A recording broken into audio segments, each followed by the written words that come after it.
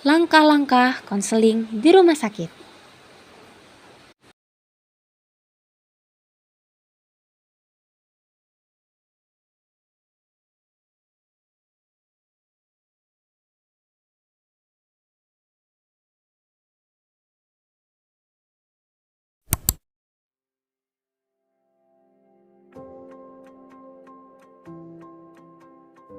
Materi pertama.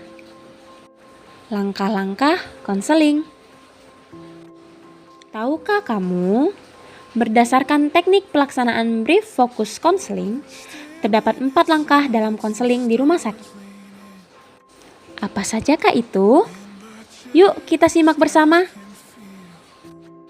Yang pertama, forming and therapeutic relationship, yaitu menjalin komunikasi dengan pasien sebagai konseli, membuka komunikasi dan percakapan. Kedua, making assessment. Pada tahap ini, konselor harus sudah mendapatkan gambaran mengenai kondisi psikologis pasien, latar belakang, pemahaman, makna, dan kepercayaan pasien mengenai sakit yang dideritanya. Lalu, yang ketiga, intervening all the same session. Pada tahap ini, konselor sudah harus dapat melakukan berbagai intervensi, penanganan, pemecahan masalah yang dihadapi, sembari memantau berbagai kemungkinan masalah baru yang muncul sepanjang sesi konseling dan sesi keperawatan medis untuk dicarikan solusi secara kolaboratif.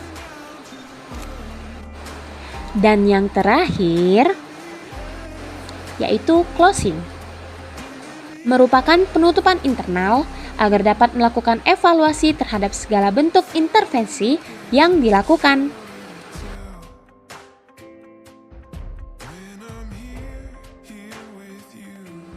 Materi kedua.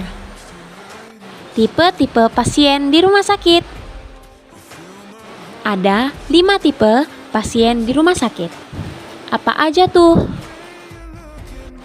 Pertama, pasien yang hobi mengeluh. Nah, orang tipe ini hobinya ngeluh terus. Mulai dari mengeluhkan fasilitas rumah sakit seperti handuk yang ukurannya terlalu kecil, makanan rumah sakit yang rasanya ya begitu deh. Walaupun memang benar sih kalau mengenai rasa makanan, sampai ketidaksigapan suster atau perawat ketika dipanggil. Bahkan mengeluhkan mengenai bayinya yang susah menyusu. Nah, sebagai seorang konselor, ketika menghadapi pasien seperti ini, kita jangan ikutan stres dan mengeluh ya.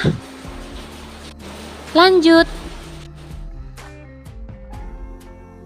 Yang kedua, pasien sok pintar. Nah, kalau tipe pasien yang seperti ini kerap menunjukkan kalau dia tahu banyak hal. Contohnya, pasien yang akan melakukan proses persalinan. Pasien yang seperti ini biasanya akan bercerita dengan pasien lain, mulai dari cara memandikan bayi yang benar, posisi menyusu yang tepat, sampai mengatur makanan yang harus dimakan, mengajarkan cara mengedan yang benar. Biasanya, ini adalah ibu-ibu yang sudah melahirkan anak kesekian. Lalu, ketiga, pasien yang paham seluk-beluk rumah sakit. Biasanya awal percakapannya adalah sama dokter siapa yang megang, dan kemudian berlanjutlah informasi super lengkap mengenai setiap dokter yang ada di rumah sakit ini. Dokter A itu mulutnya ceplos-ceplos tapi benar. Dokter B ganjen. Jangan sama dokter C, suka ngasih antibiotik. Dan seterusnya. Bahkan dia juga bisa akrab loh sama perawat-perawat di sana. Curiga, jangan-jangan anaknya punya rumah sakit. Hihihi. Keempat, pasien yang agamis.